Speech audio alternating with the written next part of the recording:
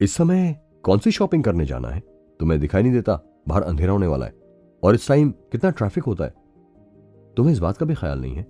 जो भी लेना है वो कल दिन में लेना। अभी चुपचाप बैठकर खाना खाओ। सुरभि ने उर्वी को डांटते हुए कहा। मम्मी, मुझे जाने दो ना प्लीज। मेरे एक खास दोस्त का बर्थडे है, मुझे उसके लिए शॉपिंग करने जाना है, वरना मेरे दोस्त मेरी बहुत मजाक उड़ाएंगे। उर्वी ने जिद करते हुए अपनी मां से कहा। ठीक है, अगर तुम्हें जाना ही है तो 10 बजे से पहले आना होगा और अपने साथ पुष्कर को भी लेकर जाना होगा। और हां, अगर ये लेट होती है तो मैं तुमसे जवाब मांगूंगी। सुरभि ने उर्वी को जिद करते हुए देखकर उन दोनों से कहा। पुष्कर जाना तो नहीं चाहता था और वैसे भी उसे काले नाग ने जाने के लिए मना किया था, मगर सुरभि आंटी के कहने के बाद उसके पास ना जाने का कोई बहाना नहीं बचता था। उर्वी के लिए भी यह अच्छा मौका था, इसलिए ना तो उसने खुद ही खाना खाया और ना ही पुष्कर को खाने दिया। और फिर जल्दी से तैयार होकर वो दोनों चल दिए। जैसे ही वो दोनों बाहर निकले, उर्वी ने अपनी दोस्त का फोन लगा दिया। हे रचिता, मैं घर से निकल गई हूं, तुम जल्दी से मुझे पिक कर लो।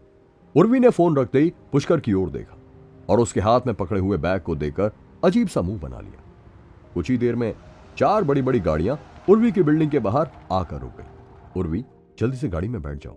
रचिता, जो बहुत ढंग से तैयार होकर आई थी, उसने उर्वी को देखते ही चिल्लाते हुए कहा। अरे उर्वी, ये तेरे साथ मजदूर कौन है? सुहाना, जो कि रचिता के साथ ही बैठी हुई थी, उसने पुष्कर को देखकर कहा। ये महाशय आज हमारे साथ ही आ रहे हैं, इनका शुभ नाम श्री श्री पुष्कर श्रीवास्तव है। उर्वी ने पुष्कर की ओर अपनी नाक सिकोड़ते हुए कहा। उसके बोलने के अंदाज से ही रचिता और बाकी लोग जोर जोर से हंसने लगे थे। अरे उर्वी, ये तो वही है ना जिसे तुमने डंप कर दिया था और ये उसके बाद बाथरूम में छुपकर रोने लगा था। रचिता ने जोर से हंसते हुए कहा। क्या बकवास कर रही हो तुम? मैं इसके साथ कभी थी ही नहीं, तो इसे डंप कैसे कर सकती हूँ? और तुम्हें ऐसे नहीं बोलना चाहिए। अगर ये बात अयान को पता चल गई तो फिर मैं उसे कैसे एक्सप्लेन करूंगी? उर्वी ने तेज आवाज में रचिता से कहा। उर्वी के इतना कहते ही 2 और लोग अपनी गाड़ी से बाहर आ गए और उन्होंने भी पुष्कर पर तंज कसते हुए कहा। तुम्हें कोई एक्सप्लेनेशन देने की जरूरत नहीं है ब्यूटी, क्योंकि तुम्हें देखकर कोई नहीं कह सकता कि तुम ऐसे फटीचर के साथ डेट करोगी। अरे तुम लोग भी बाहर आओ और देखो तो इस कबूतर की शक्ल। मंगल ने अपनी बाकी दोस्तों को भी गाड़ी से बाहर निकालकर आने के लिए कहा। ओह, तो ये है वो।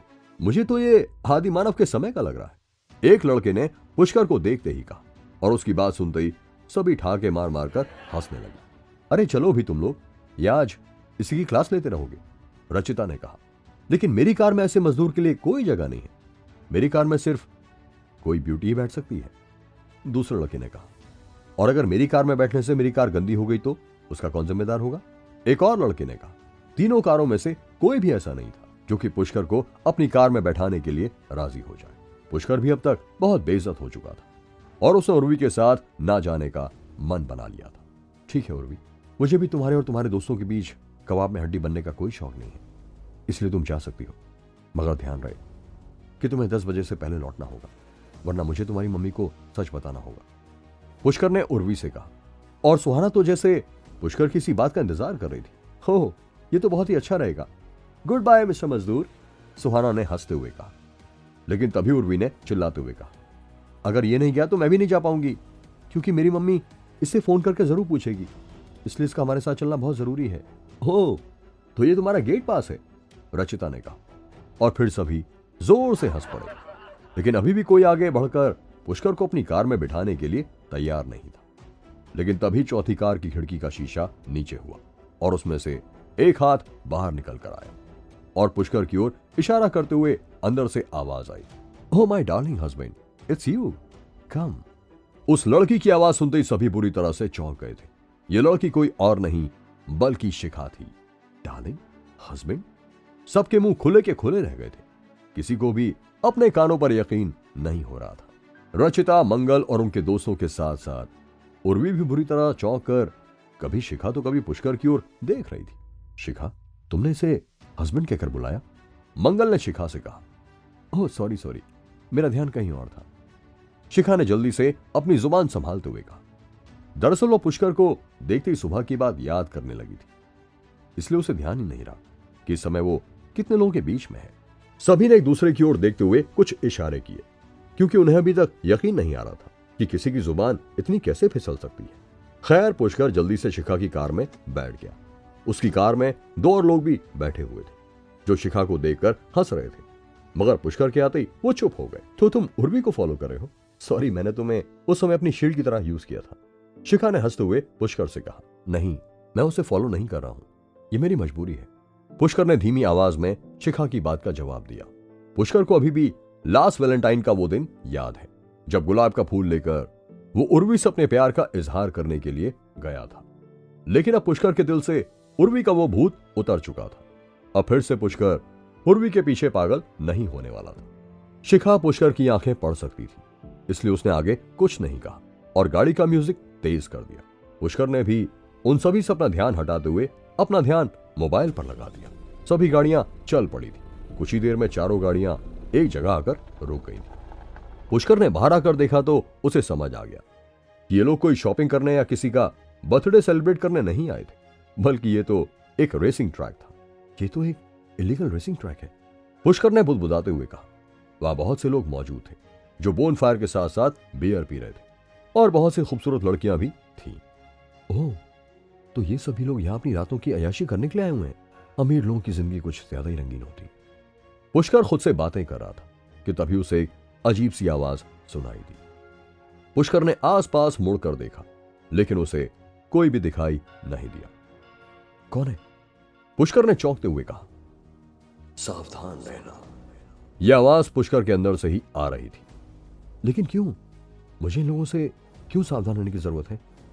पुष्कर ने काले नाग की बात का जवाब देते हुए कहा, मैं आज इस रेस में अपनी गाड़ी दौड़ाऊंगा और अगर किसी में हिम्मत है तो वो मेरे साथ शर्त लगा सकता है और इस बहाने मैं कुछ पैसे भी कमा लूंगा। एक चोटी वाले लड़के ने चिल्लाते हुए कहा और फिर वो जोर से हंसा। क्यों बे मजदूर, तुझ में है हिम्मत या सिर्फ लड़कियों के पीछे ही छिपना जानता है? मंगल ने शिखा की ओर देखकर पुष्कर से कहा। पुष्कर जानता था ये जगह गुरुग्राम नेशनल हाईवे के पास है और यहां पुलिस का भी काफी पहरा रहता है, इसलिए वो किसी भी मुसीबत में नहीं पड़ना चाहता था। मंगल, इसमें इतना दम नहीं है, पर अगर ये तैयार होता है तो इसके हिस्से के पैसे मैं दे दूंगा। अगर जीत गया तो कम से कम ढंग के कपड़े तो खरीद लेगा। उन लोगों में से किसी की आवाज आई और सभी लोग ठाके मारकर हंसने लगे। रचिता मंगल के कंधे से सिर लगाकर खड़ी हुई थी और अपना गाल बार बार उसके कंधे से रगड़ रही थी। रचिता को हमेशा डर लगा रहता था क्योंकि मंगल की पर्सनैलिटी ही ऐसी थी कि कॉलेज की बहुत सी लड़कियां उस पर लाइन मारा करती, इसलिए भीड़ में रचिता मंगल से इसी तरह से चिपकी रहती थी ताकि सबको उनके रिलेशन के बारे में खबर हो जाए और कोई भी लड़की मंगल के नजदीक आने की कोशिश ना करे। मंगल ने देखा कि पुष्कर ने उसकी बात का कोई जवाब नहीं दिया है, इसलिए वो हंसा और बोला, अभी रेस शुरू होने में कुछ समय है, आओ उस ब्रोकर को देखते हैं। वो कुछ नई कार लेकर आया है, वहां कुछ ड्रिंक लेंगे और फिर खेल शुरू होगा। क्या कहा मंगल भाई? तुम्हें कौन सी कार की जरूरत है? तुम्हारे पास तो सभी नए मॉडल पहले ही पहुंच जाते हैं। एक दूसरे लड़के ने कार के बोनट से नीचे छलांग लगाकर कूदते हुए कहा, अगर तुझे चाहिए तो तेरे लिए खरीदूंगा, मंगल ने उस लड़के से कहा। मंगल की बात सुनकर वो लड़का शर्माते हुए मंगल के पीछे पीछे चलने लगा। कुछ ही दूरी पर कुछ राउडी जैसे दिखने वाले लड़के शराब पी रहे थे और अपने साथ आई हुई लड़कियों के साथ हंसी ठिठोली कर रहे थे। सड़क पर तेज चलती हुई कारों की आवाज ने सभी को रोमांचित किया हुआ था। रेस में हिस्सा लेने के लिए बहुत से लड़के आते जा रहे थे और उनमें से बहुत से ऐसे भी थे जिन्हें रेस से नहीं, बस इस समय हाईवे पर होने वाली मटर गश्ती से मतलब था। तभी अचानक पुष्कर का फोन बजने लगा। पुष्कर ने फोन उठाया और दूसरी ओर से आवाज आई, हेलो मिस्टर, क्या तुम पुष्कर बोल रहे हो? हाँ, मैं पुष्कर बोल रहा हूँ, तुम कौन हो? पुष्कर ने जवाब दिया, क्या तुम्हें याद है कि तुमने अभी कुछ समय पहले कमला नगर रेस्टोरेंट में बुजुर्ग महिला की जान बचाई थी? उनके साथ उनके हस्बैंड भी थे। मैं उनका बेटा बोल रहा हूँ, मेरा नाम प्रभाकर है और मैं तुमसे मिलकर तुम्हारा धन्यवाद देना चाहता हूँ। प्रभाकर ने कहा, उसकी कोई जरूरत नहीं है, वो बस एक समय की बात थी। पुष्कर ने कहा, मैं जानता हूँ ये शायद तुम्हारे लिए छोटी सी बात है, लेकिन ये मेरे और मेरी फैमिली के लिए बहुत बड़ी बात है क्योंकि तुमने मेरी माँ की जान बचाई है और जब से तुमने मेरी माँ की जान बचाई है तब से उन्हें लगातार उल्टियां हो रही हैं। हमने डॉक्टर्स को दिखाया है पर वो ठीक नहीं हो पा रही हैं, इसलिए क्या तुम एक बार। प्रभाकर कहते कहते रुक गया था। पुष्कर समझ गया था कि प्रभाकर क्या कहना चाहता है, लेकिन उसे यह भी याद था कि ये उसका नहीं बल्कि उसके अंदर मौजूद शक्ति का करिश्मा था और अगर उसे फिर से उस बूढ़ी औरत की मदद करनी है तो उसे उसी नाग शक्ति की मदद लेनी होगी। लेकिन अभी उसे बूढ़ी औरत की मदद तो करनी होगी, वरना उनकी हालत गंभीर हो सकती है। आप चिंता मत कीजिए, मैं समय गुरुग्राम हाईवे पर हूं। जब मैं यहां से निकलूंगा तो आपको फोन कर दूंगा, आप किसी जगह मुझे पिक कर लीजिएगा। पुष्कर ने कहा। मंगल और उसके बाकी साथी बियर पीते हुए पुष्कर को बड़े ध्यान से देख रहे थे, लेकिन उर्वी कुछ अलग ही अंदाज से पुष्कर की ओर घूर रही थी, जैसे कि उसके मन में कोई प्लानिंग चल रही थी। और फिर वो अपने फोन की ओर देख रही थी, मानो उसे किसी के फोन का इंतजार। फिर अचानक ही पुष्कर को अपने अंदर से बहुत तेज ओम के मंत्र की आवाज सुनाई देने लगी और उसके माथे से पसीने छूटने लगे। काला नाग क्यों पुष्कर को आगाह कर रहा था? क्या पुष्कर उर्वी की चाल समझ पाएगा? जानने के लिए सुनते रहिए ये एक्साइटिंग कहानी सिर्फ पॉकेट एफएम पर। वो फोन पर सचमुच किसी से बात कर रहा है या फिर ऐसे ही बिजी होने का ड्रामा कर रहा है ताकि हम उससे बियर के पैसे ना मांगे, रचिता ने कहा। इतना मत सोचो उसके बारे में, इसकी इतनी औकात नहीं है कि हम इसके बारे में बात करें। इतना कहकर मंगल फिर से बियर लेने के लिए चला गया। यतिन भाई, रेस का पहला मुकाबला कब चालू होगा? वैसे तुम्हें क्या लगता है आज की रेस में किसका चांस है? मंगल ने बियर का ठेका चलाने वाले लड़के से पूछा। पुष्कर उन सभी से थोड़ा दूर खड़ा था। उसके अंदर से ओम की ध्वनि तेज होती जा रही थी और उसके दिल की धड़कनें भी तेज हो रही थी। जल्दी ही पता चल जाएगा, यतिन ने कहा। आज की रेस का कुछ कहा नहीं जा सकता, बहुत से नए धुरंधर आए हुए हैं। मंगल ने रेस का टिकट रचिता की ओर बढ़ाते हुए कहा, जो उसने यतिन से खरीदा था। बकवास मत करो, रचिता ने मजाक में मंगल के कंधे पर हाथ मारते हुए कहा, क्योंकि उसे मंगल की ड्राइविंग पर पूरा भरोसा था। इस समय रचिता बहुत खूबसूरत लग रही थी और ऊपर से उसने ड्रेस भी कुछ ऐसी पहनी थी जिससे उसके शरीर की बनावट और भी ज्यादा निखर कर बाहर आ रही थी। रचिता की पतली कमर पर चिकोटी काटते हुए मंगल ने कहा, चलो ना थोड़ा घूम कर आते हैं, थोड़ा ध्यान रखना कोई वीडियो ना बना ले, किसी ने जोर से चिल्लाते हुए कहा। मंगल ने हंसते हुए उसे चुप रहने का इशारा किया। रचिता भी शर्मा गई थी और उसने शर्माते हुए अपना चेहरा मंगल की बाहों में छुपा लिया और फिर वो दोनों गाड़ियों के पीछे की ओर चल पड़े, जहां थोड़ा अंधेरा था और उस ओर कोई मौजूद भी नहीं था। अपनी ही कार में चलते हैं ना, यहां खुले में मुझे थोड़ा सेफ नहीं लग रहा है, रचिता ने धीरे से मंगल के कान में कहा। जैसी तुम्हारी इच्छा, लेकिन अंदर जाकर मेरी इच्छा माननी होगी, मंगल ने रचिता के कान पर किस करते हुए कहा। रचिता ने मुस्कुराते हुए मंगल की छाती में अपना सिर छुपा लिया। कुछ ही देर में दोनों पार्किंग में खड़ी हुई मंगल की कार के अंदर पहुंच गए। मंगल ने कार का दरवाजा खोला और दोनों अंदर जाकर बैठ गए। यहां कितना अंधेरा है, रचिता ने बाहर की ओर देखकर कहा। उसी की तो हमें जरूरत है, मंगल ने कुटिल मुस्कान बिखेरते हुए कहा। रचिता हल्के से मुस्कुराई और तभी मंगल ने उसे खींचते हुए अपनी गोद में बिठा लिया। अरे यार, तुम थोड़ी सी भी सुनसान जगह मिलते ही इतने उतावले क्यों हो जाते हो? आहिस्ता मंगल। और ये रचिता के आखिरी शब्द थे, क्योंकि उसके बाद मंगल ने अपने होठों से रचिता की जुबान पर ताला लगा दिया था। मंगल इस सुनसान जगह का पूरा फायदा उठाना चाहता था, मगर रचिता भी कुछ कम नहीं थी। दोनों एक दूसरे का भरपूर सहयोग कर रहे थे। मंगल और रचिता एक दूसरे के साथ इस अकेलेपन का पूरा आनंद ले रहे थे। मंगल के हाथ रचिता के शरीर पर कभी ऊपर तो कभी नीचे घूम रहे थे। रचिता की आंखें बंद थी, पर उसकी सांसें तेज होती जा रही थी। फिर अचानक ही मंगल की एक हरकत से रचिता बेहवास होकर मंगल के गले से चिपट गई। रचिता मंगल की गोद में बैठी हुई थी और उसकी कमर का पिछला हिस्सा कार के स्टीयरिंग पर टिका हुआ था और उसकी आंखें सामने की ओर थी। तभी अचानक रचिता को कुछ एहसास हुआ और उसकी आंखें हल्की सी खुली और आंखें खुलते ही जो उसने देखा, उससे रचिता की बहुत तेजी से चीख ही निकल गई। मंगल भी घबरा गया। क्या हुआ? ये तो हमने पहले भी किया है ना? मंगल ने जल्दी से अपना हाथ निकाल लिया और रचिता से कहा, लेकिन रचिता की आंखें अभी भी फटी हुई थी। उसका चेहरा पसीने से तरबतर हो रहा था और वो कार की पिछली सीट पर ही देखे जा रही थी। फिर मंगल ने भी रचिता की आंखों का पीछा करते हुए गर्दन घुमाई और मुड़कर देखा। तुम कौन हो तुम? और ऐसी गाड़ी में कैसे घुसा है? मंगल ने रचिता को साइड की सीट पर बैठने का इशारा करते हुए कहा और फिर जल्दी से कार का दरवाजा खोल दिया। बाहर निकलो जल्दी, तू गाड़ी में कैसे घुस गया बे? मंगल तेजी से गाड़ी से बाहर निकलकर पीछे गया और पिछले दरवाजे से उस अधेड़ उम्र के आदमी को गले से खींचते हुए बाहर निकाल दिया। इतनी देर में रचिता ने भी अपने कपड़े पहन लिए थे और वो अपना चेहरा साफ करते हुए गाड़ी से बाहर निकल आई। लेकिन वो आदमी रुका नहीं और उसने आगे बढ़ते हुए रचिता का हाथ पकड़कर कहा, थोड़ा सा प्यार मेरे हिस्से में भी डाल दो डार्लिंग। साले कमीने, तेरी इतनी हिम्मत। ये कहते हुए मंगल ने उस आदमी के चेहरे पर एक जोर का तमाचा चाड़ दिया। तूने मेरी गर्लफ्रेंड को छूने की हिम्मत की? वो आदमी शराबी लग रहा था और ढंग से खड़ा भी नहीं हो पा रहा था, इसलिए मंगल का जोरदार थप्पड़ पड़ते ही वो गाड़ी के ऊपर ही लड़खड़ा कर गिर गया। अरे यार, मार क्यों रहे हो? क्या किसी से प्यार मांगना गुनाह है? उस आदमी ने अपनी लड़खड़ाती हुई जुबान से कहा। उसकी बात सुनकर मंगल को और भी तेज गुस्सा आ गया और मंगल ने उस बूढ़े आदमी को बेतहाशा मारना शुरू कर दिया। वो आदमी इतनी ज्यादा शराब पिए हुए था कि वो मंगल से खुद को बचा भी नहीं पा रहा था और फिर कुछ देर बाद जैसे तैसे वो आदमी वहां से भाग गया। लेकिन मंगल का गुस्सा अभी भी ठंडा नहीं हुआ था। उसने गाड़ी के साइड मिरर से जोर से लात मारी और उसे तोड़ दिया। भाग कर आए कमीने, आज मैं तेरा खून कर दूंगा। बस अब उसे जाने दो मंगल, उसे अपने किए की सजा मिल गई है, तुम शांत हो जाओ। रचिता ने मंगल का हाथ पकड़कर उसे रोकते हुए कहा, नहीं रचिता, छोड़ो मुझे। उसने तुम्हें छूने की कोशिश की है, मैं इसे जिंदा नहीं छोड़ूंगा। मंगल ने चिल्लाते हुए कहा, नहीं मंगल, तुम्हें मेरी कसम, प्लीज शांत हो जाओ। रचिता ने मंगल को कसकर पकड़ लिया और उसे लिपट गई। तू साले दो कौड़ी के लौंडे, एक घटिया कैरेक्टरलेस लड़की के लिए तूने मुझ पर हाथ उठाया है। अब देख मैं तेरी क्या हालत करता हूं। तभी दूर से उस आदमी की आवाज आई, जिसे सुनकर मंगल और रचिता फिर से एक बार के लिए चौंक गए।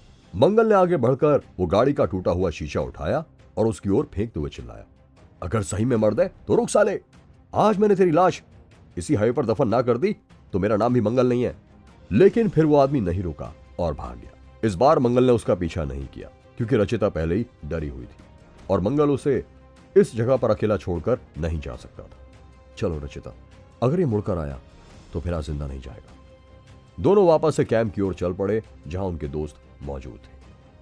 अपने दोस्तों के बीच में पहुंचकर मंगल ने गुस्से में गाड़ी के बोनेट पर हाथ मारा और दोस्त के हाथ से बियर की बोतल छीनकर एक ही घूंट में पी गया।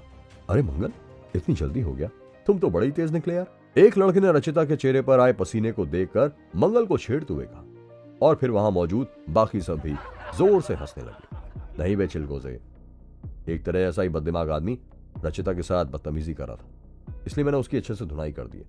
अगर वो रुक जाता तो आज उसकी आत्मा का परमात्मा से मिलन हो गया होता, पर उसकी किस्मत अच्छी थी कि रचिता ने मुझे रोक लिया। मंगल ने उस लड़के को झड़कते हुए कहा और फिर बियर की बोतल को जमीन पर पटक दिया। ओह, तो आज हमारे हीरो ने हीरोइन की इज्जत बचाई है, तब तो आज मिलन की रात होगी। दूसरे लड़के ने हंसते हुए कहा। सभी लोगों ने मंगल के लिए तालियां बजाई, जिससे मंगल खुद पर थोड़ा गर्व महसूस कर रहा था। इतनी खूबसूरत बंदी लेकर घूमेगा तो लोगों की जीत तो ललचाएगी ना। रचिता आज हॉट ही इतनी लग रही है कि यहां भी बहुत से लड़के उसे घूर घूर कर देख रहे हैं। अब इसमें उस बेचारे की क्या गलती? एक और लड़के ने मंगल और रचिता पर तंज कसते हुए कहा, लेकिन उसकी बात पर गुस्सा होने की बजाय रचिता ने इतराते हुए अपने बालों को तेजी से पीछे की ओर घुमाया और तनकर खड़ी हो गई, जैसे कुछ हुआ ही ना हो। तभी उर्वी भी वहां पर आ गई, जो काफी देर से अपनी सेल्फी लेने में व्यस्त थी।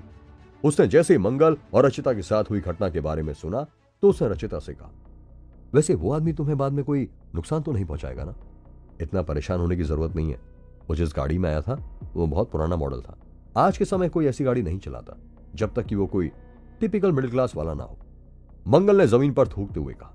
मंगल को गाड़ियों की बहुत ज्यादा नॉलेज थी और वो गाड़ी देखकर ही उसका प्राइस बता सकता था। अब मेरे अंदर आग लगी हुई है, जल्दी से रेस शुरू हो जाए और मैं अपना गुस्सा रोड पर उतार सकूं। मंगल ने एक और बियर की बोतल को मुंह से लगाते हुए कहा। रेस के लिए सभी लड़के बहुत तेजी से हूटिंग कर रहे थे। वो बियर पीकर नाचने लगे थे, लेकिन लड़कियां थोड़ी परेशान थी क्योंकि उनमें से कुछ लड़कियां अपनी गाड़ियां लेकर तो आई थी, पर उन्हें डर था कि कहीं उनकी गाड़ियों पर स्क्रैच ना आ जाए। मेरी गाड़ी पर तो अभी भी पेंट हुआ है, अगर इस पर स्क्रैच आ गया तो मेरा तो बहुत बड़ा नुकसान हो जाएगा। शिखा ने अपनी गाड़ी पर हाथ फिराते हुए कहा। उर्वी, तुम भी रेस में हिस्सा नहीं लोगी? पुष्कर ने उर्वी से कहा। उसे चिंता थी क्योंकि रेस में जान का जोखिम था और अगर उर्वी को कुछ हो गया तो वो उसकी मां को क्या जवाब देगा। तो चुप बैठ बे, तो उर्वी का मंगेतर नहीं है कि उस पर अभी से हुक्म चलाएगा। बोलने से पहले अपनी औकात देख लिया कर। पुष्कर की बात सुनते मंगल ने बियर का घूंट भरते हुए कहा। मंगल ठीक कह रहा है, और वैसे भी हम तो तुम्हें बुलाने ही वाले नहीं थे। हम तो सिर्फ उर्वी को अपने साथ लाना चाहते थे। तुम चाहो तो अभी वापस जा सकते हो, और अगर यहां रहना है तो चुप बैठो। रचित ने तभी मंगल का साथ देते हुए कहा। उर्वी, ऐसे बेवकूफ को फिर कभी हमारे साथ मत लेकर आना। इसके पास ना तो कार है और ना ही इसे किसी ने बुलाया, फिर भी बेशर्मों की तरह मुंह उठाकर यहां मजे लेने आ गया। रचिता के बोलते ही दो और लड़कों ने पुष्कर पर तंज कसते हुए कहा, तुम बताओ उर्वी, तुम्हें रेस में हिस्सा लेना है या नहीं? मंगल ने तेज आवाज में उर्वी से पूछा। उर्वी कुछ जवाब नहीं दे रही थी, क्योंकि वो तो सिर्फ रेस देखने और रात को हाईवे पर इस माहौल के मजे लेने आई थी। उसे तो वैसे ही तेज गाड़ियों से डर लगता था, लेकिन इस समय उसे ऐसा लग रहा था जैसे उसका रेस में जाना बहुत जरूरी हो गया है, वरना सब समझेंगे कि वो पुष्कर से डर गई है। उर्वी ने पुष्कर की ओर देखा और उसे पुष्कर का चेहरा देखकर मन ही मन बहुत तेज गुस्सा आया। पुष्कर, तुम अभी घर जा सकते हो, मैं अपने आप आ जाऊंगी, तुम्हें मेरा गार्जियन बनने की कोई जरूरत नहीं है। उर्वी ने गुस्से में पुष्कर को झड़कते हुए कहा, ठीक है, आंटी को फोन करके अभी ये बात कह दो, मैं चला जाता हूं। पुष्कर ने जैसे पहले ही भांप लिया था कि उर्वी क्या कहने वाली थी, इसलिए उसने भी तपाक से जवाब दिया, अबे तू अपने आप को समझता क्या है बे? तुझे साथ क्या लाए? तू तो खुद को हमारा बाप समझने लगा। अब तू जैसे कहेगा हमें वैसे ही करना होगा क्या? अब उर्वी से मिलने और उसे अपने साथ ले जाने के लिए हमें तेरी परमिशन की जरूरत पड़ेगी क्या? मंगल ने दांत भींचते हुए कहा था, जैसे वो बस पुष्कर को मारने ही वाला। कितना बेशर्म है बे तू? लड़की सामने से तुझे जाने के लिए कह रही है और तू है कि उसे चिपकने के बहाने ढूंढ रहा है। एक दूसरे लड़के ने पुष्कर से कहा। अब तक पुष्कर को भी आने वाली मुसीबत का एहसास हो चुका था। काले नाग की बात कभी भी सच होने वाली थी, लेकिन वो उर्वी को ऐसे छोड़कर नहीं जा सकता था। क्या वो आदमी मंगल से बदला लेने आने वाला था? क्या पुष्कर उन सभी को बचा पाएगा? जानने के लिए सुनते रहिए ये एक्साइटिंग कहानी सिर्फ पॉकेट एफएम पर। तुम लोग यहां मजे करने आए हो या सिर्फ इसका मजाक उड़ाने? शिखा ने उन सभी की बात काटते हुए कहा। हालांकि शिखा और पुष्कर बहुत अच्छे दोस्त तो नहीं थे, मगर शिखा से पुष्कर की इतनी बेइज्जती होते देखा नहीं जा रहा था। शिखा की बात सुनने के बाद उर्वी ने भी नजर उठाकर एक पल के लिए पुष्कर के चेहरे की ओर देखा और उसे भी थोड़ा बुरा लगा, क्योंकि पुष्कर इतनी बेइज्जती होने के बाद भी उसकी मां के कहने पर उसके साथ आया और अभी तक उसके साथ ही है। अगर पुष्कर बाकी लड़कों की तरह थोड़ा अमीर होता तो शायद उर्वी उसे एक मौका जरूर देती। पुष्कर, तुम जा सकते हो, मैं अपनी मम्मी को कॉल कर दूंगी, उर्वी ने पुष्कर से कहा। पुष्कर उठा और जाने लगा, लेकिन तभी उसे कुछ एहसास हुआ और वो एक पल के लिए रुक गया। अबे फिर रुक गया? अब क्या ये लिख कर देगी तभी निकलेगा यहां से? मंगल ने पुष्कर को रुकते हुए देखकर कहा। पुष्कर ने आंख उठाकर देखा तो सामने से 8 से 10 आदमी उन्हीं की ओर आ रहे थे। उनमें से सभी के हाथ में लोहे की रॉड और बाइक की चेन थी। एक दो के हाथ में हॉकी स्टिक भी थी और उनके साथ वो आदमी भी था जिसकी कुछ देर पहले मंगल के साथ लड़ाई हुई थी। चित्रे, ये लौंडा था क्या? उन मुस्टंडों में से एक जिसकी बाजू पर बड़ा सा अजगर का टैटू बना हुआ था, उसने उस आदमी से पूछा जो कि मंगल से पिटाई खा कर गया था। हाँ यही है वो, साला लौंडिया के सामने हीरो बन रहा था। चित्र ने मंगल की ओर इशारा करते हुए कहा। क्यों बे चिलगोजे, हमारे भाई को अकेला देखकर बड़ा मर्द बन रहा था तू? सालो, एक तो गलत तरीके से इकट्ठे होकर रेस करते हो और ऊपर से लड़कियां लाकर छिछोरा गर्दी भी करते हो हैं? अब मुंह क्यों पीला हो गया तेरा? हो गई तेरी पैंट गीली? उस आदमी ने मंगल की ओर देखकर गुस्से में कहा। मंगल समझ गया था कि आदमी जरूर उसके साथ कुछ गलत करने वाला है और सचमुच उसकी टांगें कांपने लगी थी। उसके कंधे पर कांपते हुए हाथ रचिता के थे जो बेहद डरी हुई थी। उर्वी और बाकी सभी लोग जो अभी तक मंगल के साथ थे वो सभी के सभी अपनी जगह पर खड़े हो गए थे। हालांकि वो सभी लड़के भी अमीर परिवार से थे, मगर उनमें इतनी हिम्मत नहीं थी कि इन लोगों से लड़ाई कर सके। सबके चेहरे पर भयानक डर दिखाई पड़ रहा था, लेकिन फिर भी मंगल को किसी तरह तो बात संभालनी थी और उन सभी लोगों के सामने अपनी इज्जत भी बचानी थी, खासकर रचिता के सामने। इसलिए उसने मुंह में डर के कारण आई लार को गटकते हुए कहा, तो अगर तुम मेरे सामने मेरी गर्लफ्रेंड को छेड़ोगे, उसे छूने की कोशिश करोगे, तो क्या मुझे गुस्सा नहीं आएगा? और तुम मुझे अकेला मत समझना, क्योंकि मेरे बस एक कॉल करने भर की देर है, उसके बाद एक कॉल। उस आदमी ने कहा, अबे तू हमारे इलाके में आकर हमें धमकी दे रहा है? तू हमें मारने के लिए फोन करके अपने लोगों को बुलाएगा? अच्छा चल बोला, मैं भी तो देखूं कितने लोग आ जाएंगे तेरे फोन से। चित्र ने मंगल की ओर घूरते हुए कहा। एक पल के लिए चारों ओर पूरी तरह शांति हो गई। सिर्फ एक हल्के से म्यूजिक की धुन सुनाई पड़ रही थी जो ना जाने किसकी गाड़ी में चल रहा था। यतिन, जो कि उस ठेके का मालिक था जिसके सामने इस समय सभी लोग इकट्ठा हुए थे। उसने भाप लिया कि लड़ाई शुरू ही होने वाली, इसलिए वो तेजी से भागता हुआ उनकी ओर आया। अरे शिवपाल भाई, क्या बात हो गई? ये लड़का दोस्त है मेरा, यतिन ने उस टैटू वाले आदमी से कहा। यतिन को आते हुए देखकर उन सभी की जान में जान आ गई। ये लौंडा तेरा दोस्त है? दिखा तो ये ऐसे रहा है जैसे शहर के कमिश्नर को जेब में लेकर घूमता हो। खैर, आज ये मेरा मामला नहीं है, ये चित्रे भाई डिसाइड करेंगे कि क्या करना है इसका, शिवपाल ने कहा और चित्रे की ओर देखा। शिवपाल के देखते ही चित्रे आगे बढ़ते हुए मंगल के सामने आ गया और इससे पहले कि कोई भी कुछ समझ पाता, उसने तड़ाक से एक जोरदार चाटा मंगल के चेहरे पर चढ़ दिया। थप्पड़ इतना जोरदार था कि मंगल उछलते हुए जमीन पर गिर पड़ा और वो गिरते ही उठकर लड़ने के लिए खड़ा हो गया, लेकिन किसी ने उसके हाथ पकड़ लिए और उसे रोकने के लिए मजबूर कर दिया। और मंगल के ये हाथ पकड़ने वाला कोई और नहीं बल्कि शिवपाल था, जो चित्रे के आगे आकर खड़ा हो गया था और अब वो मंगल और चित्रे के बीच में था। सब सन्न हो चुके थे, किसी में इस समय इतनी हिम्मत नहीं थी कि वो मंगल की ओर से कुछ भी बोल सके। दोनों लड़कियां उर्वी और रचिता भी बेहद डरी हुई थी। तभी रचिता ने मंगल का साथ देते हुए कहा, नीच आदमी सुअर, तू जानता नहीं तूने किस पर हाथ उठाया है? तू नहीं जानता इसका बाप कौन है? जब इसके बाप को पता चलेगा तो तेरा क्या हाल होगा? रचिता के ये कहते ही वो सभी लोग जोर जोर का ठहाका लाकर हंसने लगे। इसके बाप को बता दियो कि इसको कितना कड़ाकेदार थप्पड़ पड़ा है, तू तो जानती होगी ना इसका बाप कौन है। ये कहकर शिवपाल और उसके सभी साथी जोर जोर से हंसने लगे। तू दो कौड़ी की लौंडिया, तू अभी जानती नहीं तू कहां खड़ी है और किससे बात कर रही है।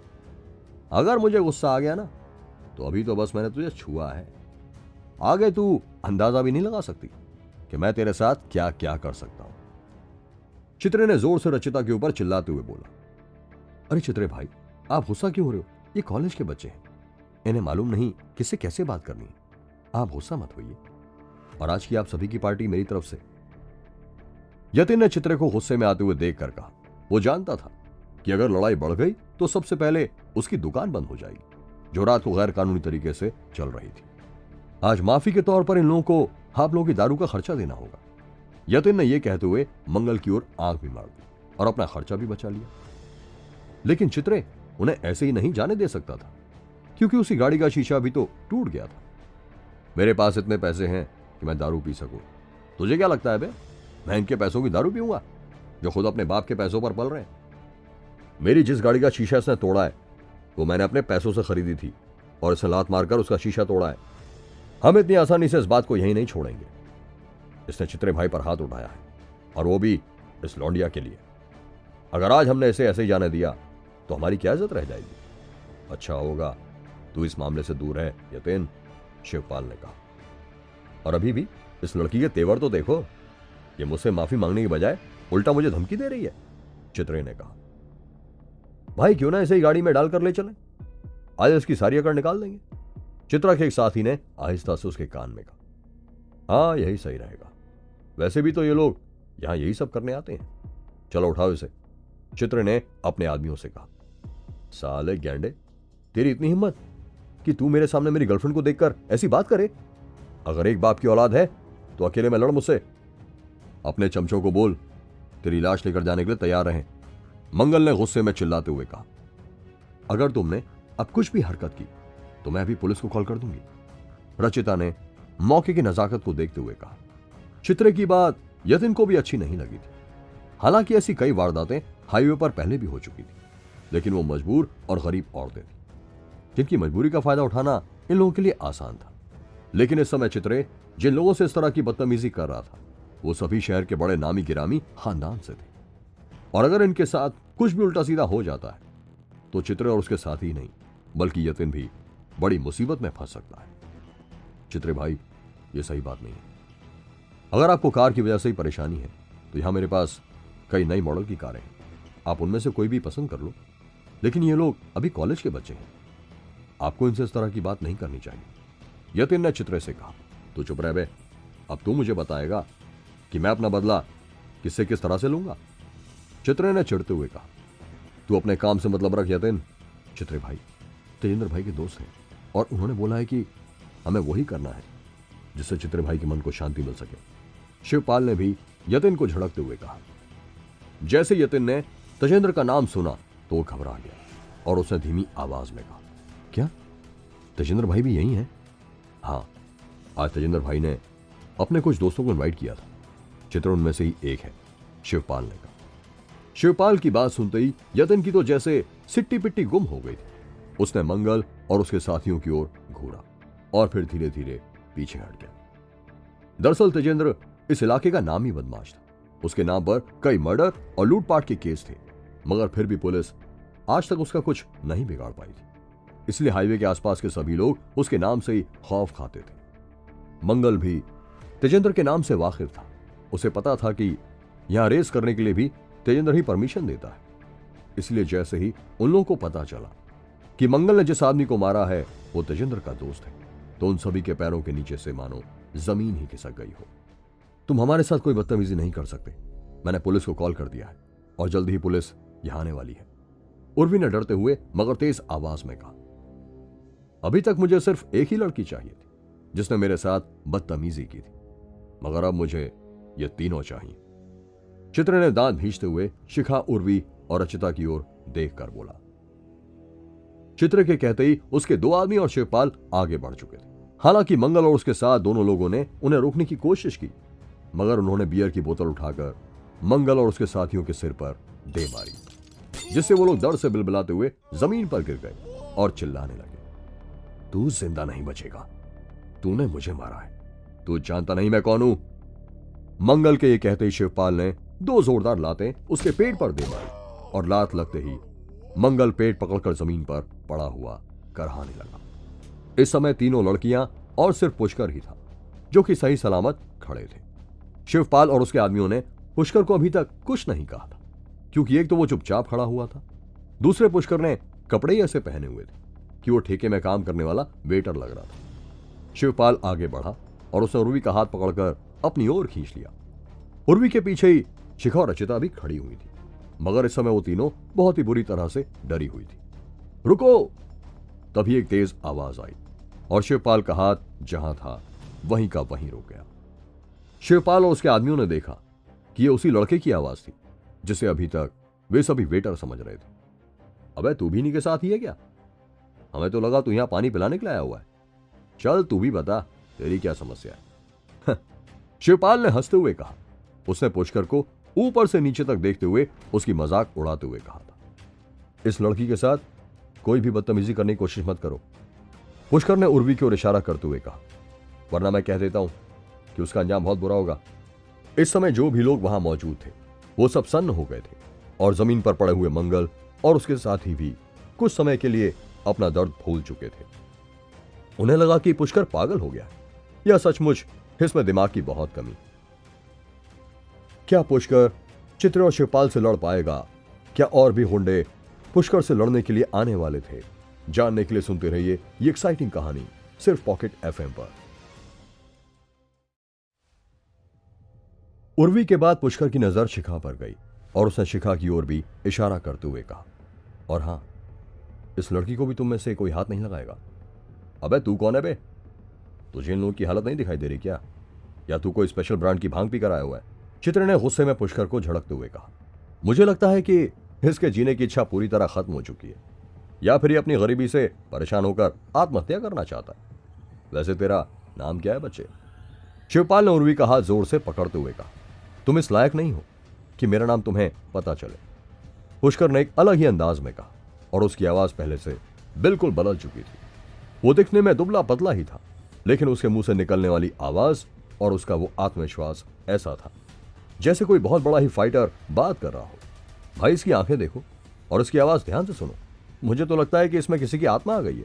अब हमारा यहां रहना ठीक नहीं है। शिवपाल के ठीक पीछे खड़े हुए उसके एक आदमी ने शिवपाल से आहिस्ता से कहा, मुझे लगता है जमुना पार का लौंडा आज ही दफन हो जाएगा। मंगल के पास ही जमीन पर पड़े हुए एक लड़के ने मंगल से कहा। उसके सर पर भी बियर की बोतल फोड़ दी गई थी। हालांकि उर्वी को बहुत अच्छा लगा था जब पुष्कर ने शिवपाल को रोकते हुए उसके लिए आवाज उठाई थी, लेकिन अब उर्वी को भी लगा कि वो बेवकूफी भरी बात कर रहा है। पुष्कर तुम चुप हो जाओ, पुलिस कुछ ही देर में आने वाली है। अच्छा होगा तुम यहां से भाग जाओ, उर्वी ने कहा हाँ, तुम भाग जाओ, शिखा ने भी तेज आवाज में पुष्कर से कहा। लेकिन पुष्कर ने भागने की बजाय अपना एक कदम आगे बढ़ा दिया और अब वो शिवपाल और तीनों लड़कियों के नजदीक आ रहा था। अबे ऐसे अकड़ में किसकी ओर आ रहा है बे? तुझे क्या लगता है यूं आवाज बदलकर बात करेगा तो क्या हम डर कर भाग जाएंगे? वैसे तू चिंता मत कर, मैं तुझे जान से नहीं मारूंगा, पर इतनी गारंटी है कि तू अगले कई महीने अस्पताल में जरूर पड़ा रहेगा, शिवपाल ने कहा।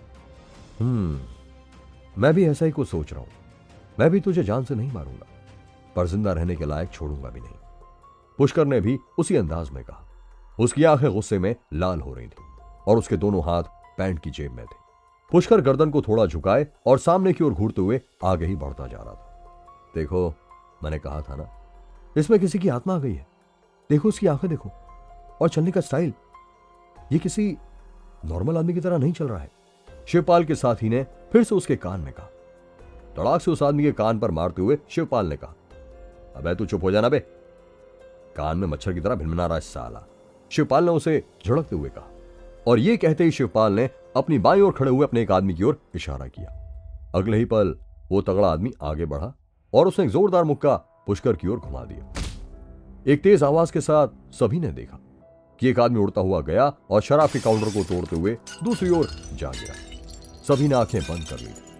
मंगल और उसके साथ तीनों लड़कियों को भी लगा कि शायद ही पुष्कर अब उठने के काबिल होगा। अरे तूने ये क्या किया कमीने, तू आज जिंदा नहीं बचेगा। लेकिन ये तो किसी और की आवाज थी। तीनों लड़कियों और मंगल ने धीरे से आंखें खोली और देखा कि शिवपाल के आदमी काउंटर के पीछे की ओर भाग रहे हैं और पुष्कर शिवपाल के सामने उसी तरह तनकर खड़ा है। ब्रिजेश! दो आदमी चिल्लाते हुए गए और काउंटर के पीछे गिरे अपने साथी को उठाने के लिए दौड़ पड़े। तभी दो आदमी शिवपाल के पीछे से निकले और उन्होंने अपनी लोहे की चेन और रॉड से पुष्कर पर हमला बोल दिया। उन्हें लगा पुष्कर कोई तेज कराटे चैंपियन है, लेकिन फिर भी है तो वो एक लड़का ही। एक बार फिर से वैसी ही आवाज आई, लेकिन इस बार लगातार 2 बार, और सबने देखा कि पुष्कर के हाथ अभी भी जेब में ही थे, पर इस बार उसकी लात हवा में उड़ती हुई गई और उन दोनों आदमियों में से एक ही गर्दन पर पड़ी और दूसरे के पेट पर, और वो दोनों भी पिछले वाले की तरह हवा में उड़ते हुए जमीन पर गिर पड़े। अरे इसमें सच में ही किसी की आत्मा आ गई है क्या? मंगल के साथी ने उससे पूछा। लग तो मुझे भी ऐसा ही रहा है, जब हम इसकी बेइज्जती कर रहे थे तब तो ये शांत था, लग ही नहीं रहा ये वही जमुना पार का लौंडा है, मंगल ने दबी हुई आवाज में कहा। 3 विकेट गिर चुके थे और उनके बाद जो बाकी 2 बचे थे वो पीछे पीछे होते होते गायब हो गए। अब सिर्फ चित्रे और शिवपाल ही बचे थे। शिवपाल ने गहरी सांस ली। वो खुद अखाड़े का पहलवान था और बचपन से ही पहलवानों के साथ था। उसने देखा था कि पहलवानों की किक में कितनी ताकत होती, और तेजेंद्र भी एक पहलवान था जो कि एक ही मुक्के में आदमी की जान ले सकता था। शिवपाल सिर्फ उसी से डरता था, लेकिन इस समय जो उसके सामने खड़ा था वो मात्र 19-20 साल का जवान लड़का था, और उसकी शारीरिक बनावट देखकर कोई नहीं कह सकता था कि वो एक ही लात में इतने भारी भरकम पहलवान जैसे उसके आदमियों को हवा में उछाल देगा। इस समय शिवपाल को भी लगने लगा था कि जरूर इस लड़के में कोई आत्मा घुसी हुई है, वरना जो उसने किया है वो असंभव है। अचानक ही पुष्कर ने चित्रे की ओर देखा और कहा, तेरी शक्ल से मुझे घिन आ रही है, और तेरे अंदर से किसी मरे हुए जानवर की इतनी तेज महक आ रही है। ऐसा लगता है तू जब से पैदा हुआ है तब से आज तक नहाया ही नहीं है। इतना कहते बिजली की तेजी से पुष्कर की लात घूमी और चित्रे के घुटने पर पड़ी, और इसी के साथ चित्रे की चीखों ने आसपास के सभी कुत्तों को भौंकने पर मजबूर कर दिया। आह आह आह! चित्रे की टांग टूट चुकी थी, और जैसे ही वो झुका तो पुष्कर ने एक और किक उसके मुंह पर दे मारी। चित्रे के 4-5 दांत टूटकर उसके मुंह से बाहर आ गिरे और वो बिलबिलाता हुआ जमीन पर इधर से उधर लोटपोट हो रहा था। शिवपाल बुरी तरह डरा हुआ था। एक कमजोर से दिखने वाले लड़के ने उसके सभी साथियों को कुत्तों की तरह मारा था, और सबसे ज्यादा अचंभे की बात तो यह थी कि अभी तक उसके दोनों हाथ जेब में ही थे। मतलब पुष्कर ने सिर्फ अपने दोनों पैरों से ही इतने तगड़े पहलवानों को मारकर जमीन पर गिरा दिया था। मंगल और उसके बाकी साथी भी पुष्कर को देखकर बुरी तरह से डरे हुए थे। उन्हें ऐसा लग रहा था जैसे इस समय वो जिस पुष्कर को देख रहे हैं वो उसे जानते ही नहीं है। उनमें सबसे ज्यादा पसीने मंगल के ही छूट रहे थे, क्योंकि उसने ही पुष्कर की सबसे ज्यादा बेइज्जती की थी, और उसे डर लग रहा था कि इन पहलवानों को मारने के बाद पुष्कर कहीं उससे बदला ना लेने लगे। मैंने पुष्कर का ये रूप तो कभी देखा ही नहीं था। मुझे तो लग रहा है मैं इसे जानती ही नहीं हूं। जिस तरीके से पुष्कर लड़ रहा है, मुझे तो लगता है कि हमारे कॉलेज का कराटे चैंपियन भी इससे नहीं जीत सकता। उर्वी मन ही मन पुष्कर को देखकर सोच रही थी। उर्वी ही नहीं, शिखा भी पुष्कर की फाइट देखकर बहुत ज्यादा शौक में थी। उसके दिल में जहां पुष्कर के लिए इज्जत बढ़ गई थी, वहीं वो एकटक पुष्कर की ओर देखे जा रही थी। उसका मुंह खुला था, जैसे वो कोई जादू देख रही हो। पर इस समय तीनों लड़कियों में सबसे ज्यादा क्यूट शिखा ही लग रही थी। अभी तो मैं तुम लोगों को जिंदा छोड़ रहा हूं, पर अगर दोबारा तुमने ऐसी हरकत की तो ध्यान रखना, तुम लोग इसी हाईवे पर दफन हो जाओगे। पुष्कर ने शिवपाल को जाने का इशारा करते हुए कहा, अच्छा लड़ लेता है तू बच्चे, पर यह मत समझना तू ऐसे ही चला जाएगा। अगर तुझ में इतनी हिम्मत है तो थोड़ी देर रुक, मैं तेजेंद्र को बुलाने जा रहा हूं, फिर देखता हूं तू कितना बड़ा फाइटर है। शिवपाल ने पुष्कर से कहा। वो खुद भी डरा हुआ तो था, लेकिन एक 20 साल के लड़के से इस तरह अपने इलाके में डरकर भागना उसे मंजूर नहीं था। अबे कमीने इंसान, खुद लड़ने की हिम्मत नहीं है और अब अपने चक्कर में उस तेजेंद्र के हाथ पैर भी तुड़वाएगा। चल कोई नहीं, तेरी इतनी इच्छा है तो बुला ले उसे भी, पुष्कर ने हंसते हुए शिवपाल से कहा। शिवपाल ने जैसे तैसे चित्रे को खड़ा किया और फिर बाकी लोगों के साथ वहां से चलने में ही भलाई समझी। कोई जरूरत नहीं है रुककर शेर बनने की, इससे पहले कि वे लोग फिर से यहां आधम के। जल्दी से यहां से चलो, शिखा ने आगे बढ़ते हुए पुष्कर से कहा। मंगल और उसके साथी भी लड़खड़ाते हुए खड़े हो गए थे, हालांकि उनके सिर में भी अभी भी तेज दर्द था। जल्दी चलो यहां से, अगर तेजेंद्र यहां आ गया तो हमारा यहां से निकलना मुश्किल हो जाएगा, मंगल ने कहा। मंगल ने पहले भी तेजेंद्र का नाम सुन रखा था, इसलिए वो आने वाले खतरे को भांप सकता था। तुम लोग जा सकते हो, मुझे यहीं पर रुकना होगा, और अगर मैं गया तो वो लोग मुझे डरपोक समझेंगे, पुष्कर ने उन सभी से कहा। ये क्या बकवास है, तुम ज्यादा बहादुर मत बनो, क्या पता इस बार 7-8 की जगह 70-80 आ जाए। ये उनका इलाका है और यहां उनका गांव है, हमें भागने का मौका मिला है तो हमें जल्दी से जल्दी यहां से निकल जाना चाहिए, उर्वी ने पुष्कर को डांटते हुए कहा। मैंने कहा ना, तुम लोग जा सकते हो तो जाओ, मैं नहीं जाऊंगा। मैंने आज इस सॉल्यूशन का प्रॉब्लम नहीं किया तो कल फिर ये मुझे या फिर तुम में से किसी को परेशान करेंगे, पुष्कर ने उर्वी से कहा। भाड़ में जाओ, अगर तुम्हें मरने का शौक है तो शौक से मरो, उर्वी ने गुस्से में पुष्कर से कहा। नहीं नहीं, ये ठीक नहीं है पुष्कर, तुम्हें हमारे साथ चलना ही होगा, ये लोग बहुत खतरनाक हैं। और उर्वी ठीक कह रही है, इस बार ऐसा भी हो सकता है कि वो लोग बंदूक लेकर आ जाएं। शिखा ने पुष्कर को जिद करते हुए देखकर उसे समझाते हुए कहा। ओहो, तो क्या तुम्हें अपने पति पर भरोसा नहीं है, पुष्कर ने मुस्कुराते हुए जवाब दिया। नहीं, ऐसी बात नहीं है, मुझे तुम पर पूरा भरोसा है। ओह एक मिनट, पति, ये क्या बोल रहे हो तुम? अरे वो तो मैंने उस समय उन लोगों से बचने के लिए तुम्हें अपना पति बना लिया था, मगर ऐसी कोई बात नहीं है, शिखा ने पुष्कर से कहा। अब तुम्हें डरने की कोई जरूरत नहीं है, इसलिए तुम भी इन सब के साथ यहां से जा सकती हो, पुष्कर ने मुस्कुराते हुए शिखा को जाने का इशारा किया।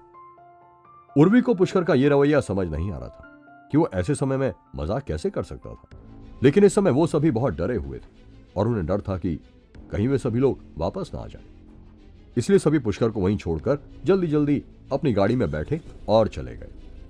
हालांकि अभी भी कुछ लोग बहुत डरे हुए थे और वो मुड़ मुड़कर पुष्कर को देख रहे थे, लेकिन अब सभी को अपनी जान बचाने की चिंता ज्यादा थी, खासकर लड़कियों को।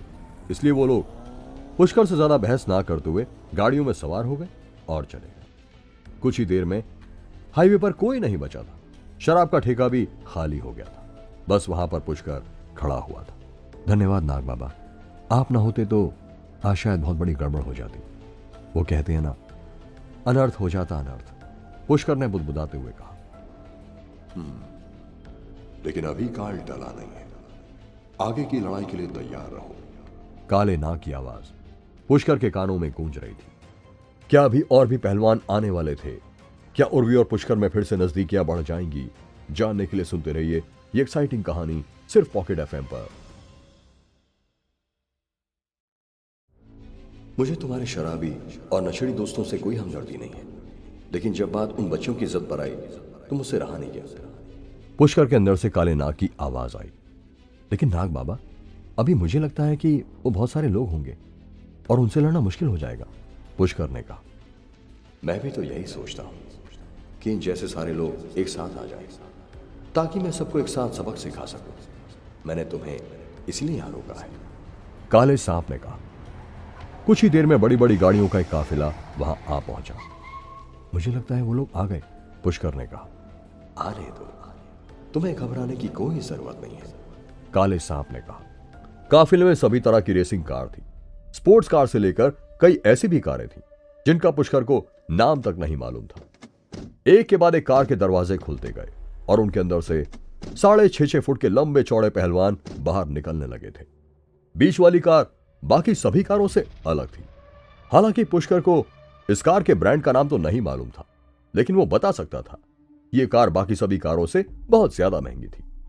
शिवपाल आगे वाली कार से बाहर निकला और तेजी से दौड़ता हुआ उस कार के पास पहुंच गया और फिर शिवपाल ने उस बड़ी सी कार का दरवाजा खोल दिया। कार के अंदर से एक गठीले बदन का आदमी बाहर निकला, जिसने गले में सोने की मोटी मोटी चैन पहनी हुई थी और उसके हाथ की सभी उंगलियों में चमकदार अंगूठियां थीं। गठीला बदन और चौड़ी छाती के साथ आगे बढ़ते हुए उस आदमी के चेहरे पर जो रौब था, उसे देखकर ही लग रहा था कि वो ही पहलवान तेजेंद्र है। यहां मेरे आदमियों के साथ किसने बदतमीजी की है? कौन है वो? तेजेंद्र ने ठेके के बाहर आकर जोर से कहा। तेजेंद्र की बात सुनते ही पुष्कर ठेके से बाहर की ओर चल पड़ा और उसने दरवाजे को जोर से लात मारी। दरवाजे पर लात लगते ही दरवाजा बाहर की ओर उड़ता हुआ आया और भड़ाम की आवाज के साथ उन सभी लोगों के सामने गिर गया। डर के मारे उनमें से कई लोग पीछे हट गए। अबे कौन है ये? लोहे का इतना बड़ा दरवाजा, इसकी एक किक से इतनी दूर आकर गिर गया? उनमें से एक आदमी ने कहा।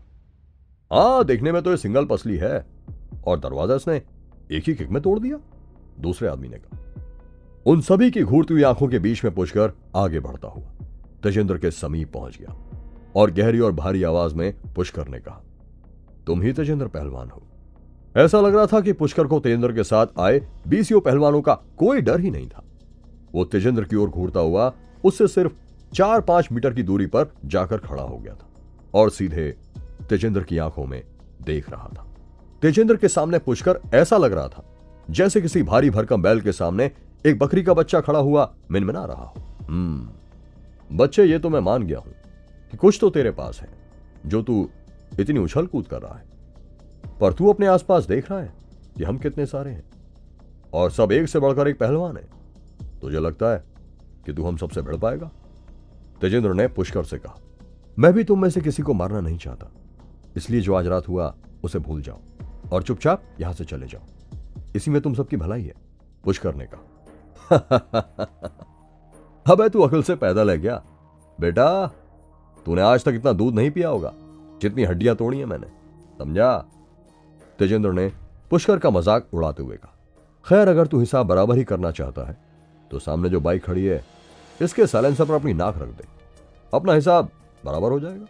तेजेंद्र ने पीछे खड़ी हुई बाइक की ओर इशारा करते हुए कहा, जिस पर उसका एक साथी अभी आया था और इसलिए उसका साइलेंसर गर्म था। पुष्कर इससे पहले कि कुछ कहता तभी उसका फोन बजने लगा। ये उर्वी का फोन था। मेरे पास तेरे साथ बकवास करने का टाइम नहीं है, पुष्कर ने तेजेंद्र से कहा और कहते उसकी छाती में एक मुक्का जड़ दिया।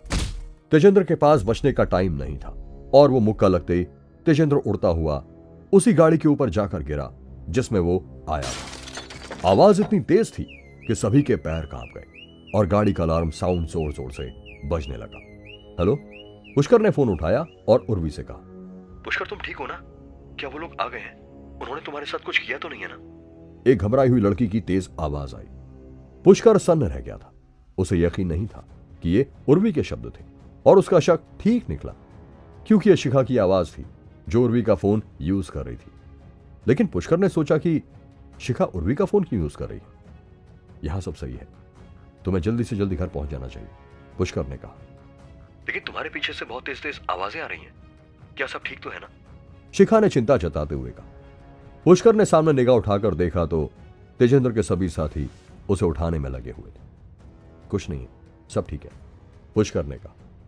ठीक है, तो तुम जल्दी से आ जाओ। क्या तुम्हारे पास कोई गाड़ी है वापस आने के लिए? शिखा ने पुष्कर से पूछा। मैं मैनेज कर लूंगा, अभी मैं फोन रखता हूं। अगर तुम्हें कोई और बात करनी है तो तुम कल कॉलेज में कर लेना, पुष्कर ने कहा और फोन काट दिया। पुष्कर ने शिखा का फोन इसीलिए काट दिया क्योंकि उसने देख लिया था कि तेजेंद्र को उसके आदमियों ने संभाल लिया था और अब वो पहले से ज्यादा गुस्से में लग रहा था। तेजेंद्र ने एक हाथ अपनी छाती पर रखा और अपनी कमर सीधी की। उसकी पूरी बॉडी में पेन हो रहा था। पुष्कर तेजेंद्र की ओर घूर रहा था और उसका इंतजार कर रहा था कि वो अगले पल क्या करेगा, लेकिन तेजेंद्र आगे नहीं बढ़ा। वो पुष्कर की ओर आने की बजाय अपनी गाड़ी में बैठ गया और गाड़ी स्टार्ट कर ली। पुष्कर को इतनी जल्दी इस फाइट के खत्म होने की उम्मीद नहीं, और हुआ भी ठीक वैसे ही जैसे कि पुष्कर ने सोचा था।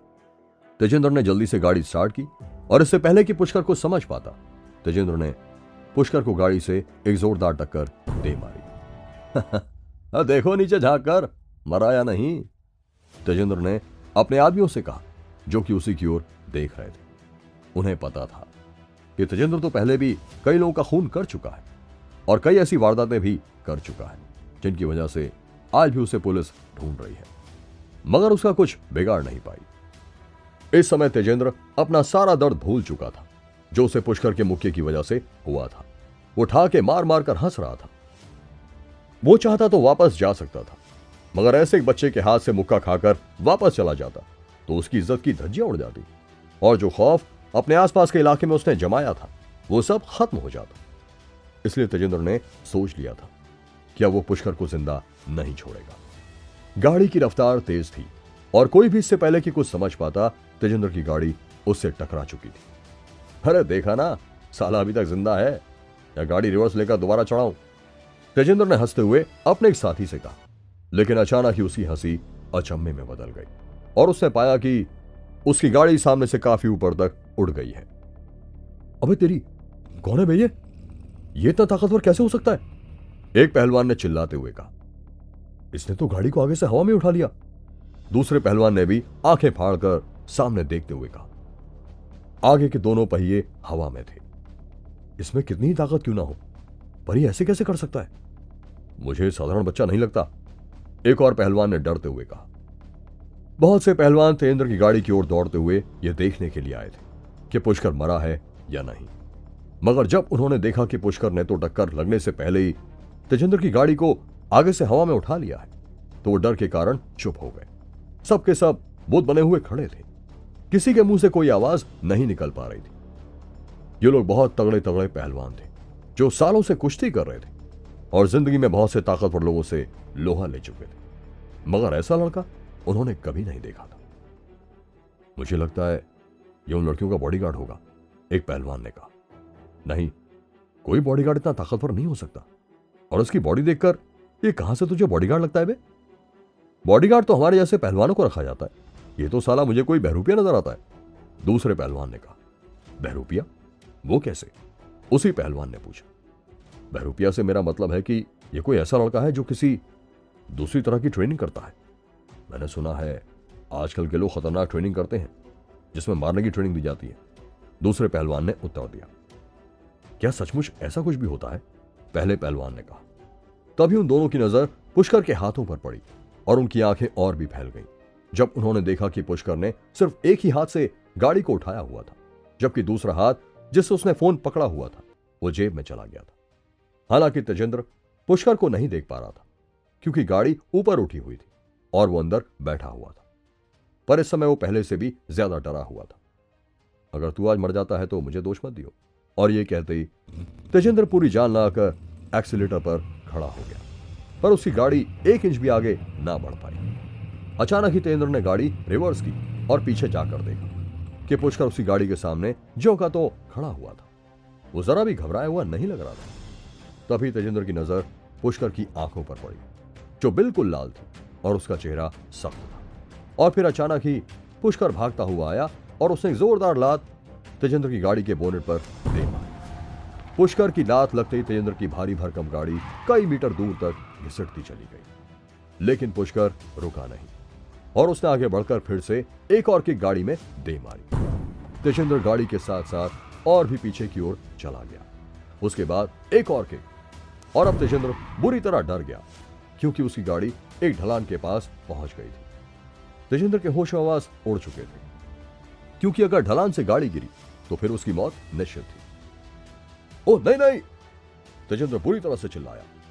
अब अगर एक और किक पुष्कर ने मारी तो तेजेंद्र गाड़ी के साथ ढलान से नीचे गिर जाएगा और गाड़ी के अंदर फंसे हुए तेजेंद्र को नीचे अपनी मौत दिखाई देने लगी थी। गाड़ी किनारे पर झूलने लगी थी और कभी भी नीचे की ओर लुढ़क सकती थी। सभी देखने वालों की सांस हलक में अटक गई थी, मगर कोई भी आगे बढ़कर तेजिंदर की मदद करने की हिम्मत नहीं कर पा रहा था। तभी तेजिंदर ने देखा कि पुष्कर ने एक पैर गाड़ी के साइड में रख लिया है, जिससे गाड़ी का हिलना बंद हो गया है, और अगर पुष्कर ने अपना पैर हटाया तो गाड़ी सीधा ढलान से नीचे लुढ़क जाएगी। चारों ओर एक अजीब सी शांति थी। तेजिंदर के साथ आए हुए सभी पहलवान शांत खड़े हुए थे, सबकी सांसें अटकी हुई थी। लगभग 1 मिनट के बाद वहां खड़े लोगों में से एक ने कहा, अरे यार, ये लड़का तो राक्षस है, राक्षस। मुझे नहीं लगता तेजिंदर पहलवान आज जिंदा बच पाएगा। सब आपस में बातें तो कर रहे थे, मगर किसी की इतनी हिम्मत नहीं हो पा रही थी कि आगे बढ़कर पुष्कर से लड़ सके और तेजिंदर पहलवान की मदद कर सके। तभी पुष्कर ने कार के ऊपर से अपना पैर हल्का सा उठाया और उसके पैर के हटाते ही तेजिंदर की गाड़ी हिलने लगी। तेजिंदर की आंखों के सामने मौत नाच रही थी। उसके साथ आज तक ऐसा नहीं हुआ था। खत्म होगा तू आज, पुष्कर की आवाज किसी भयंकर राक्षस की तरह लग रही थी। क्या पुष्कर तेजिंदर को खत्म कर देगा? शिखा उर्वी का फोन की यूज कर रही थी। जानने के लिए सुनते रहिए ये एक्साइटिंग कहानी सिर्फ पॉकेट एफएम पर।